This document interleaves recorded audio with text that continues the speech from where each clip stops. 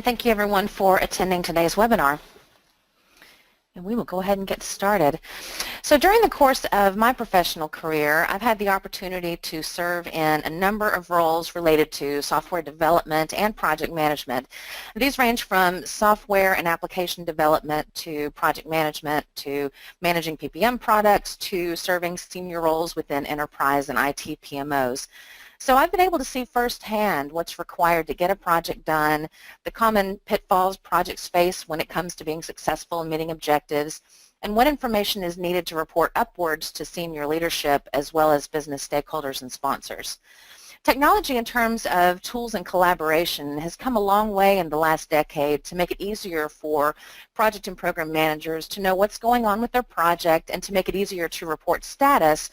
But let's face it, if you're listening to this webinar right now, then you're likely still looking for better ways to get the data you need and wanting to end this information scavenger hunt, as we call it, that you're doing every week, if not every day. So let's take a look at a few data points around project success and failure to really set the stage for our discussion today.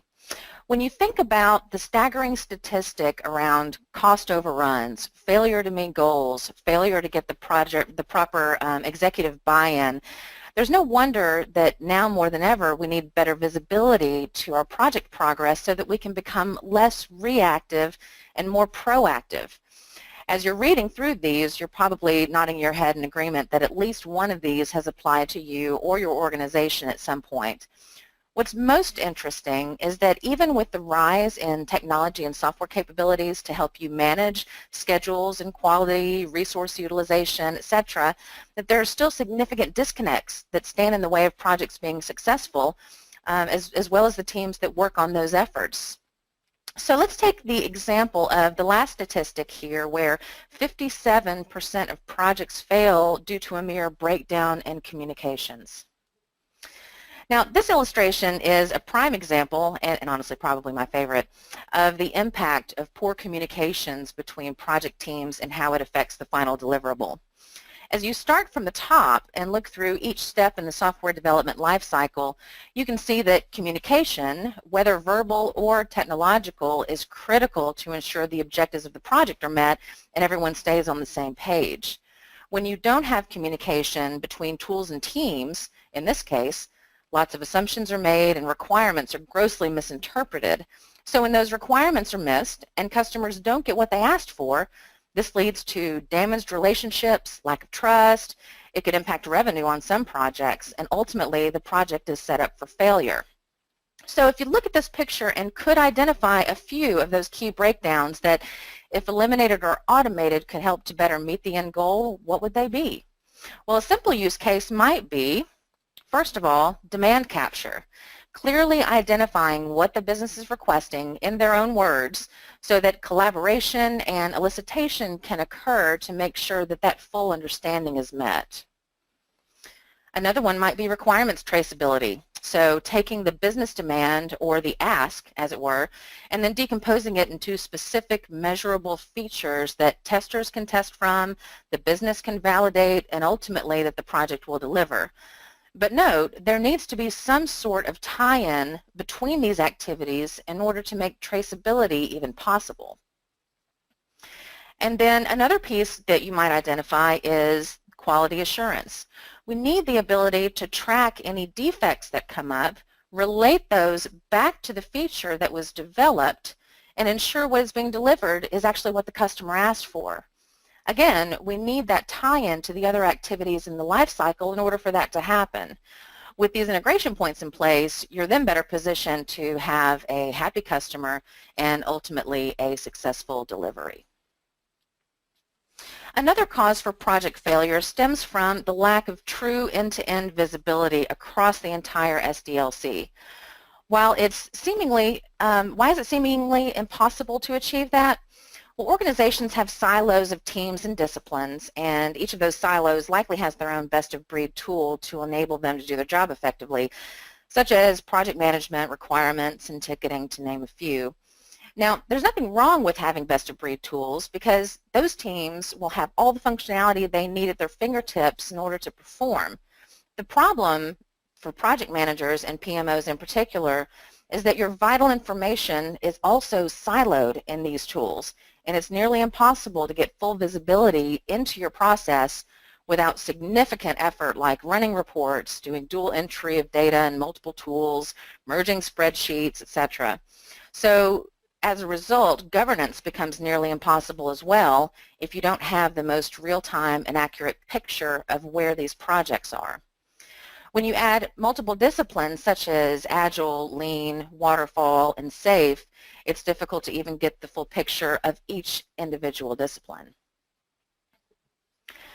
So while we've talked about some of the challenges at the project team or the discipline level, let's now talk about the needs for those groups in key decision-making roles, such as project managers, PMOs, and senior leadership, where visibility across the entire SDLC is what they rely on to make decisions on resource capacity, headcount, project budgeting, portfolio performance, and overall IT strategic planning on initiatives.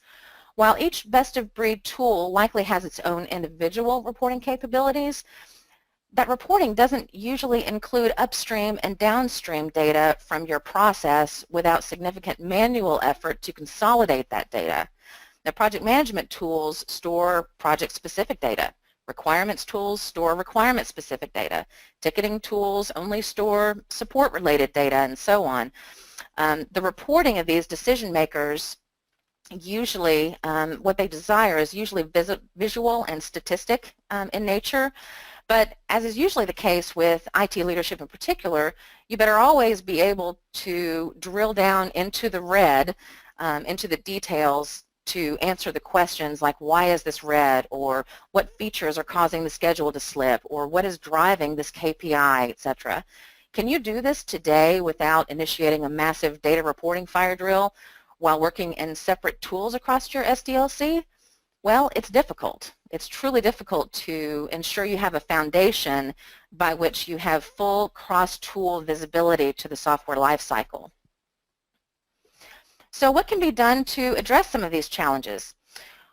If you're like the majority of organizations, you too have a disconnected software lifecycle and can truly benefit from a connected lifecycle in order to get the project and program visibility and traceability you need in order to make decisions and ensure project success.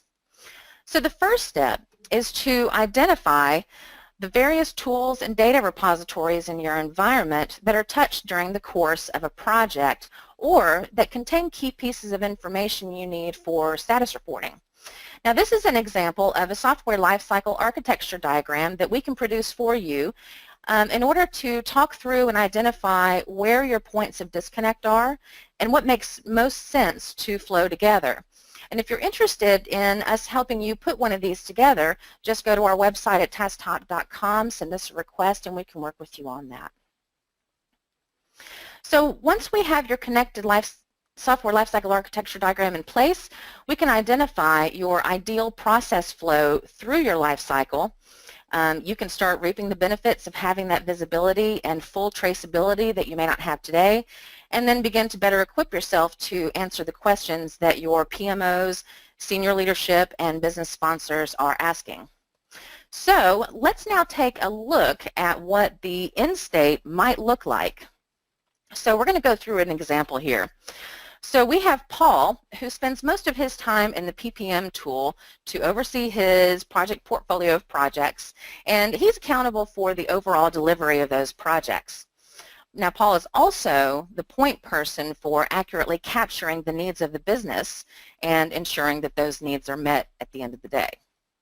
And then we're going to have Betty, and Betty is going to represent our business analyst and development communities, whereby they take the features, they break them down into specific user stories and requirements, and then developers can then make the necessary product changes. And then lastly, we'll have Quinn, and Quinn will represent our quality assurance functions.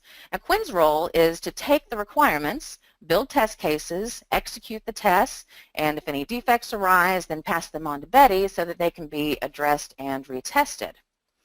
So all of these three disciplines work in their own best-of-breed tool, but none of those tools talk to one another, causing Paul a great deal of time and manual effort to pull status together and somehow manage risk, and address any issues that may arise.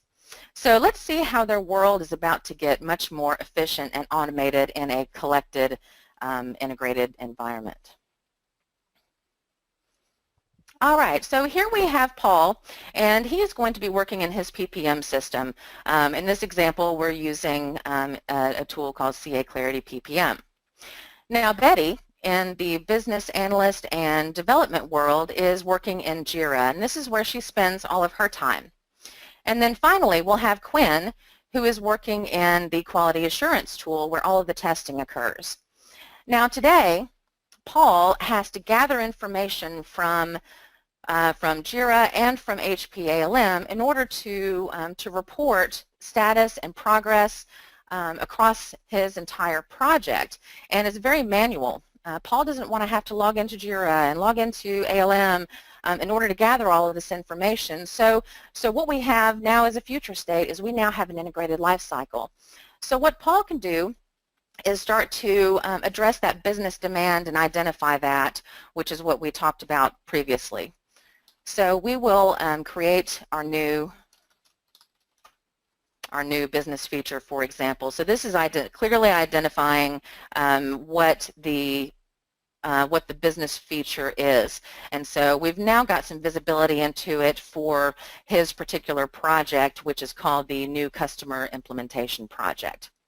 Now, behind the scenes and somewhat automatically, this feature is now handed over to Betty, who is in the business analysis and development environment. So now Betty can take a look at this, see what the business demand really is for this feature, and then she can choose to start working on it. Okay, so now we've got the status as in progress. Now, without Paul having to do anything or to even leave the PPM system, if we were to go back over here and take a look at this task, he can already get visibility that this has already started. The work on this feature has already started, and so he didn't have to go and get and pull that information. The information was pushed to him. So now that Betty has indicated she is now working on the feature, she's breaking it down perhaps into more specific chunks and additional requirements. What is also happening behind the scenes, also somewhat automatically, is that Quinn now has visibility into this requirement in ALM. So now he can look at the information and see if he has everything he needs in order to begin writing test cases for this particular feature. Now, let's say, for example, there's not a lot of information about this particular feature. So what we can do here is we can start to use the built-in collaboration tool features of these best-of-breed tools and actually leverage them to the best of their abilities. So what we can do is ask for maybe some additional information about this this particular feature, because Quinn just does not have all of the details he needs in order to appropriately retest. Now, Betty, over here in the world of JIRA, so she is working over here, and when she goes into her feature, she'll now see that that we've got the collaboration feature working in conjunction between these tools, and they didn't have to, Quinn and Betty didn't have to leave their tool of choice or their tool of mandate, as I like to call it, in order to get down to that level of detail they need so that they can make sure this feature is successful. So what we're going to do here is now, perhaps, so Betty is human, and sometimes things get missed, and you know what, the customer did provide us some additional information about the feature that they're wanting to see, how it needs to look, how it needs to flow. So what we're going to do is we're going to attach a document, and this is a process flow example that the business had passed along that clearly illustrates how this feature should work and how it should flow. So now that we've got that attached to this feature, Quinn now now has visibility into that attachment and the additional information. So if we go to the attachments, here is the example attachment that was submitted, and then as well as the commenting and the collaboration that goes along with that. So let's say that Quinn has already put together his test cases, he's already done the testing, he's executed his testing, and everything has passed successfully. We have a very efficient team here.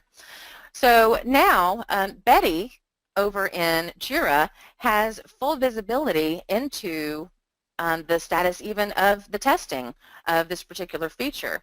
So now she can see right here that the testing is completed on this feature, and so now she can review it, make sure that any UAT maybe that's happened has completed, and now she can say, you know what, okay, this is done, we are complete with this feature. Now in a real life scenario, usually Betty would be in a status meeting with Paul to give status, or there may be a separate report from her tool that may be letting him know the status of those features. But in a connected application lifecycle, he's got full visibility into the fact that it's completed, and you know, in all of the features, he has full visibility to where it is, you know, are there any delays? And so Paul is now able to be more proactive with the scheduling and staying on top of anything that arises because he's got visibility and almost instantaneous visibility to all of the activities going on in his life cycle. Now, and then going along with that, now that he has all of the features and maybe even defects flowing into the PPM tool, the reporting becomes a non-event because the PPM tool now is storing all of the relevant information that he needs in order to report status for the project, which then flows up to maybe a program or an initiative that it belongs to, and now everyone has full visibility to the status of what's going on. So once where we had a breakdown in communications, we had lack of visibility, we had lack of traceability to the project work, we now have a unified and connected life cycle whereby our teams and our disciplines were able to communicate and effectively update progress to the PPM tool. So, you know, Paul has saved a lot of time tracking down progress, getting updates. We've eliminated duplicate entry or having to log into various tools. So his reporting is also now more accurate, near real time, so that communications with his leadership team and business sponsors is now more proactive instead of reactive. So this is what Tasktop does to help really tie all of those pieces together so that each of these individual disciplines and teams can work effectively. So I'd like to encourage you to visit our website and our resources. If we can help you achieve this same visibility in your organization, you can reach out to us from there. And if you're in a role that doesn't have direct responsibility to your software lifecycle tools, but you want to help initiate those conversations internally in your organization, we have helpful white papers on our website that can help arm you to begin having those discussions.